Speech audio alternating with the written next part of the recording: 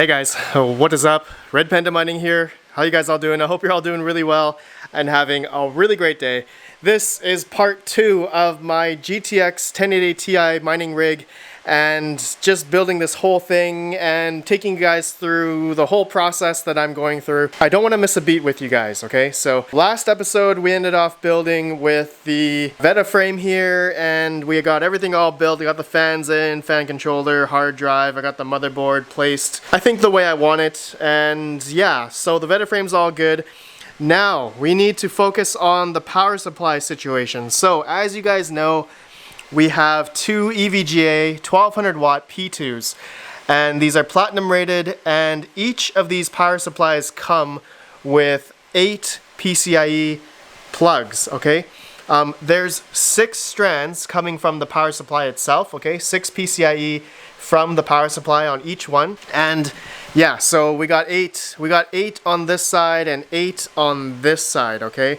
So what I wanted to figure out was if I need to utilize any PCIe splitters, okay? So 6-pin to dual 8-pin, if I need to utilize these or not, because we have 6 1080 Ti's and each of the GPUs have 2 8-pin plugs, okay? So as you guys can see here, 2 8-pins, and as well we need the 6-pin for the riser, okay? So when we plug in the U-bit risers, we will need another PCIe plug. So total, okay, along with the 1080 Ti's, so we need 12 for the 1080 Ti's, all right? 2 times 6 equals 12, and then the PCIe for the risers is another 6. So total, we need 18 PCIe plugs. Now, I want to do this with as less splitters as possible. I hate splitting, as you know, it pretty much, what it does is split up the power consumption between the cables, all right? And I mean, as we all know, PCIe cables are rated for 150 watts per 8-pin strand, okay? So I'm always hesitant to use splitters, but as everyone has done in the past, it's always been fine, but we have to make sure that, you know, the power consumption that we utilize from these, you know, 1080 Ti's specifically, that we have safe enough power consumption, and we're not going to overload any strands that are coming from the power supply, okay? My thought process here was, since we have, let's see, let's count these. We have 1, 2, 3, 4. No, let's see, 4. Okay, yeah, 4 of these. All right, so from the 6 cables coming from the EVGA power supply, we have 4 of them that are single 8-pins, okay? 4 of the strands here that are the single 8-pins, and as well, the other 2 here are the 8-pin to a single 6-pin, all right, split off. So 2 of these already have 4 PCIe's. Now, I won't be able to use the 6-pin one here for the GPU, but maybe then we can use this for the riser. If it's long enough. Something tells me it won't be long enough, so that might be a problem. Okay, so yeah, I'm thinking having 3 of these strands go into the GPUs themselves, full on, single wired going into the GPUs. And yeah, you know, depending on the length, since we're going to use 3 GPUs per power supply, I forgot to mention that. I guess once I have the cards together on the frame, I guess we'll have to figure out, you know, the lengths of the PCIe cables along with the PCIe splitters, if I need them or not, okay? So I guess it all depends on the lengths, but I want to be as safe as possible for each of the strands. Let me go through and plug in both power supplies into the Veta frame now. Let's do it. Alright, I got the 1200 watts inside the Veta frame here. As you guys can see, looks really good. I love this. I love this so much. But, okay, so some of you guys may be wondering, I got some cables plugged in already. I did have a 24-pin splitter here. So the reason why I have this is because I need to basically acknowledge the 2 power supplies. So when I power on the motherboard will send a signal through this 24-pin. This is a Thermaltake branded 24-pin splitter, basically. Not really a splitter, but just basically it splits off the 2-pin that acknowledges the power that is being turned on for the power supply for the other power supply, okay? So later on, when I plug in the other 3 GPUs, I'm gonna do them one at a time, and actually before I turn on or plug in any of the GPUs, I am gonna test the motherboard by itself with the power supply. With the hard drive, I'm gonna get Windows installed first. I'm gonna get everything up and running, test the fans and everything, make sure it's all running before I plug in any GPUs, before I plug in any risers.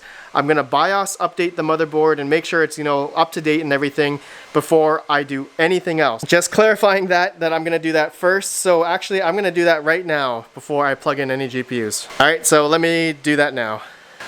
Okay, I have it plugged onto my workbench here. Finally, I'm off the ground, my back is hurting me.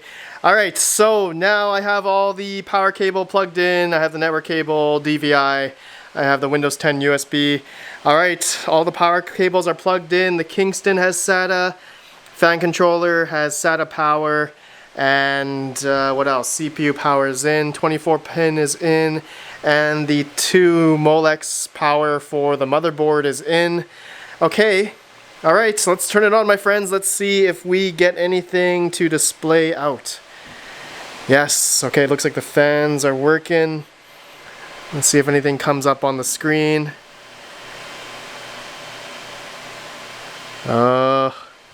Yes, okay, looks good.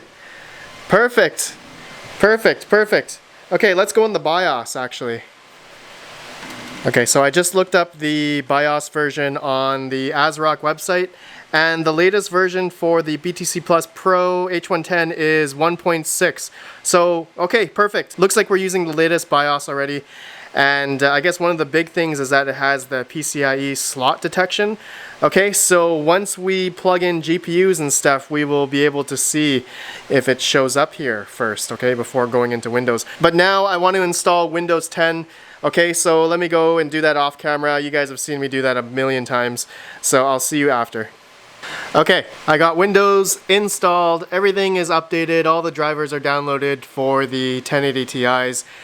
And now, my friends, let's go ahead and let's shut down and plug in the first 1080 Ti. I am actually really excited, and I also, in the meantime, while I was installing Windows, I did figure out the power situation. Okay, so I'm gonna use 3 splitters per ATX power supply. Okay, so I have one of the strands here that has one of the 2 PCIEs, the 6-pin and the 8-pin, so I decided not to use this 6-pin, so I decided just to cable manage it a little bit here. And then I put a 6-pin to 8-pin splitter, which I will use one for the riser and the other side will go into the graphic card. Okay, and then for the singular PCIe cables here that don't have splitters and just go straight into the power supply, I will be using each one here into each of the 1080s for 3 per power supply, okay?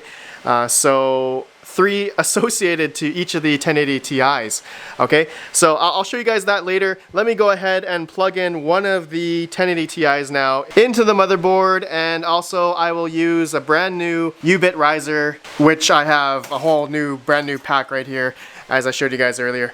Okay, so let's try it. I'm gonna shut her down and plug it in. Brand new riser. Gonna make sure I turn off the power supply. Okay, and gonna plug this guy into right here. Before I do that, I'm gonna plug in the PCIe cable. Okay, I have the PCIe cables plugged in, a single one from the power supply, and then I have the splittered one coming into the 1080 Ti, and I have the other side going into the riser. I don't know if you guys can see that, it's probably too dark, but I'll just show you out here that on the right power supply there, I have left, okay, I have 4 strands here, 4 strands left, as you guys can see. I have 2 here for another 1080 Ti, okay, which then splits off into the riser, and another one for the power for the 8-pin, and then I have another set here for another 1080 Ti, okay? So it looks like we are okay, we have enough cables, and again for the other side here, it'll be the same situation for the other 3 1080 Ti's. Theoretically, if this works, okay? So let's go ahead and turn it on. I have the USB plugged in into the PCIe port on the black one there. I don't know if you guys can see that. And let's go ahead and turn it on and let's see if we can see it in Windows. Yes, look at that. It's powered on. Look at the beautiful light. Beautiful RGB with half the side not working. Okay, looks like we're getting into Windows here. Yes. Yes, it shows up.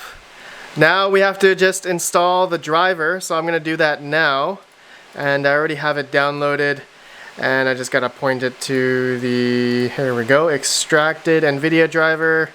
Next, next, next, and let's see if it installs. I hope there's no code 42 or code 43 or some crap. Success! Windows has updated the driver. Alright, perfect. And yes, alright, looks like we have no issue. We can see the 1080 Ti. Oh my goodness, that was, oh, I'm so relieved, That was just the first one. Okay, my friends, I have 5 more to add on to this rig, and I'm gonna do that in part 3 of the next video, building my 1080 Ti mining rig. Okay, so thank you guys for watching. Sorry to leave you on a little cliffhanger, but oh man, this is, I gotta take a break. And make sure I'm not gonna miss anything too drastic. And do everything by the book as always, okay? So thank you guys for watching. Let me know what you think, and I will see you guys in the next part video. Hopefully I don't brick any of these GPUs, and hopefully they should work in the next part video, okay? So thank you guys. I'll see you in the next video. Have a good one, and peace out.